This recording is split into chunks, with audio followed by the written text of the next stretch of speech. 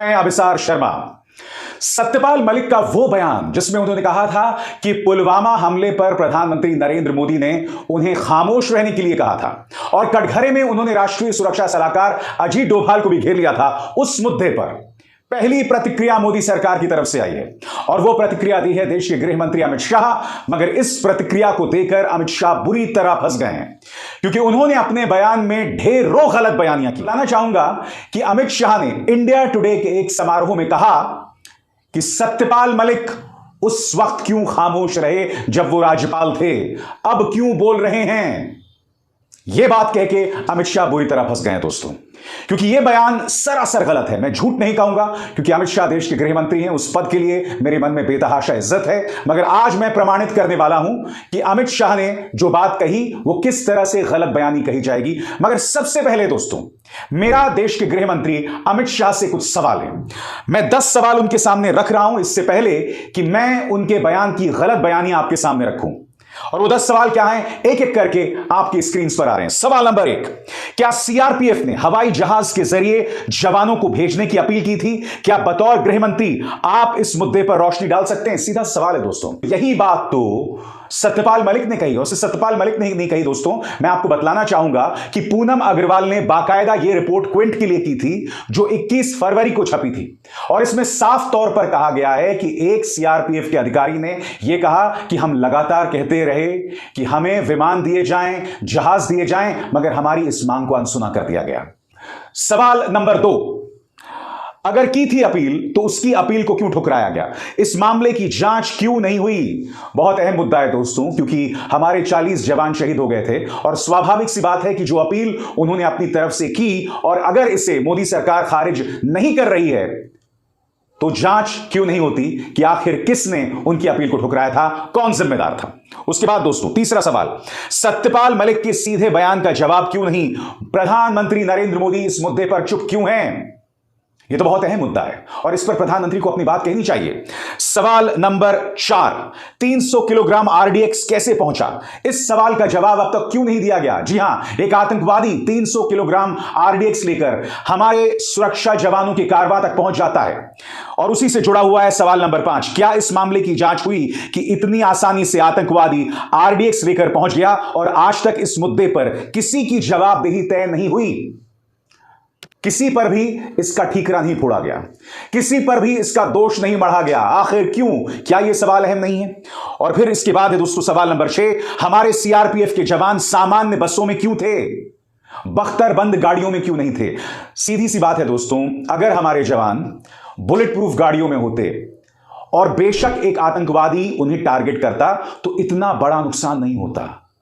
यकीनन 300 kilogram RDX के सामने बड़ी से बड़ी बसों के परखच्चे उड़ जाते हैं, मगर अगर वो बख्तरबंद गाड़ियों में होते तो शायद इतना नुकसान ना होता। मगर उससे बड़ा सवाल, आखिर वो 300 किलोग्राम आरडीएक्स वहां पहुंचा कैसे? और उसके बाद दोस्तों, एक साथ 2500 जवानों को क्यों भेजा जा रहा था? क्या इस बात का अंदाजा नहीं था कि वो आसान टारगेट हो सकते थे? सवाल नंबर 8, और उस सवाल नंबर 8 का नाता है इस व्यक्ति से, पुलिसकर्मी देविंदर सिंह, जिसका किरदार लगातार रहस्यों से भरा हुआ है। देविंदर सिंह नाम का पुलिसकर्मी आतंकवादियों के साथ पकड़ा जाता है, उस मुद्दे पर जांच कहां पहुंची? उस पर सख्त कार्रवाई क्यों नहीं? देविंदर सिंह का रहस्य क्यों? मैं आपको बतलाना चाहूंगा दोस्तों, बीबीसी की रिपोर्ट आई थी। देविंदर सिंह 3 आतंकवादियों के साथ पकड़ा जाता है, वो उन 3 आतंकवादियों को ले जा रहा होता है दिल्ली। जब पकड़ा जाता है तो बीबीसी की रिपोर्ट के मुताबिक वो कहता है, साहब बहुत बड़ा खेल है, आप इसमें मत पड़िए। इस देविंदर सिंह का रहस्य बहुत गहरा है दोस्तों। मैं आपको बतलाना चाहूंगा, कई डिप्लोमैट्स जम्मू कश्मीर की यात्रा पर जाते हैं और देविंदर सिंह बाकायदा उनके साथ दिखाई देता है। यह वो व्यक्ति है, जब 2001 में हमारी संसद पर हमला हुआ था तो इस पर यह आरोप था कि यह एक आतंकवादी को लेकर दिल्ली पहुंचा था। तो इसका किरदार हमेशा रहस्यों में घिरा हुआ है। मैं जानना चाहता हूं आखिर क्यों? इसके बाद देविंदर सिंह मामले की जांच से क्यों इनकार किया राज्यपाल मनोज सिन्हा ने? बाकायदा उनका एक लेटर आता है दोस्तों, और उस लेटर में क्या कहा गया होता है मैं आपको पढ़ के सुनाना चाहता हूं। The same order also said that Sinha was satisfied that in the interest of the security of the state, it is not expedient to hold an inquiry in the case of Devinder Singh. इसमें मनोज सिन्हा संविधान के clause 2 article 311 के clause 2 का जिक्र करते हैं कि देविंदर सिंह को बेशक सर्विस से हटा दिया गया है, मगर मामले की जांच न की जाए। और मैं आपको बतला दूं दोस्तों, बाकायदा इस मुद्दे पर कांग्रेस ने इस मुद्दे पर हमला किया था। आखिर क्यों? और इसके बाद आखिरी और सबसे अहम सवाल, क्या अब सभी जवान बख्तरबंद गाड़ियों में जाते हैं? क्या सरकार ने पुलवामा से सबक लिया? मैं आपको याद दिलाना चाहूंगा, आज से 2-3 साल पहले की बात है, जब बाकायदा राहुल गांधी ने एक ट्वीट किया था एक गाड़ी का जिसके अंदर जवान बैठे हुए थे और वो ये शिकायत कर रहे थे कि हम जिन गाड़ियों में जा रहे हैं वो सामान्य गाड़ियां हैं और हमारे जो कमांडर हैं उन्हें बुलेट प्रूफ गाड़ियां मिली हैं। राहुल गांधी ने ट्वीट किया था और उस वीडियो का खंडन मोदी सरकार ने नहीं किया था। तो दोस्तों, ये थे मेरे 10 सवाल जिनके जवाब मैं चाहता हूं देश के गृह मंत्री अमित शाह दें, क्योंकि इंडिया टुडे या किसी चैनल में हिम्मत नहीं होने वाली।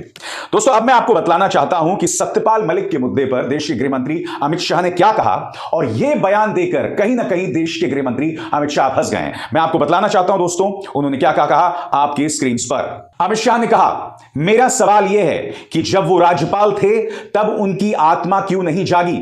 इस तरह के बयान की क्या विश्वसनीयता है? इसकी जांच आम जनता और पत्रकार करेंगे। अगर वो जो कह रहे हैं उसमें कुछ भी सच्चाई है तो वो उस समय चुप क्यों थे? ये सभी चीजें सार्वजनिक मंच पर बहस करने की नहीं होती। मैं इस देश की जनता को कहना चाहता हूं कि बीजेपी की सरकार ने ऐसा कुछ भी नहीं किया जिसे हमें छिपाने की जरूरत है।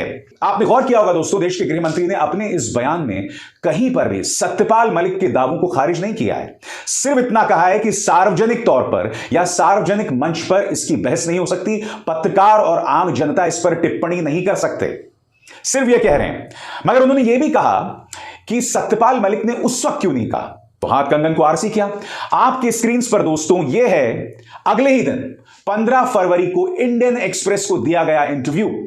मैं आपको बतलाना चाहता हूं दोस्तों, इस इंटरव्यू में क्या कहा था सत्यपाल मलिक ने।